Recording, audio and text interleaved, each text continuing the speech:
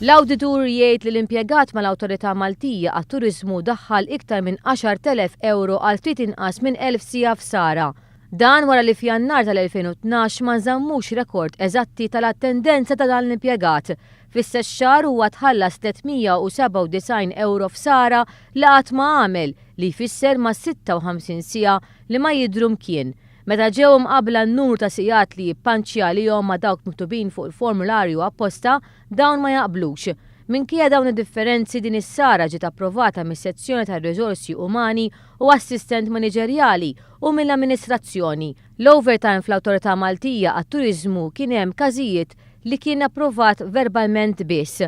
Jidher imma li l-kap eżekuttiv tal-awtorità ma kienx japprova kull każ ta' sara. Dan kollu ħareġ f'rapport li ħareġ l-Awditur Ġenerali dwar il-finanzi pubbliċi għas-sena l-oħra. Minħabba nuqqas ta' pjanar u kontrolli fis-sara, ir-rapport jindika li l-budget għas-sara inqabeż b'17,496 euro.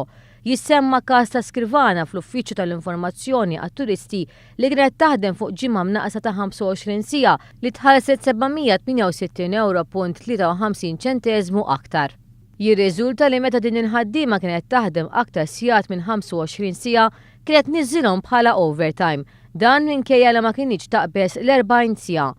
Fl-aħħar nett ir-rapport tal-awditur jindika li 10 uffiċjali eżekuttivi ingħataw 8,131 euro biex jagħmlu 190 ikla li rriżulta li matul l-istess sena organizzaw 111 il-ikla biss.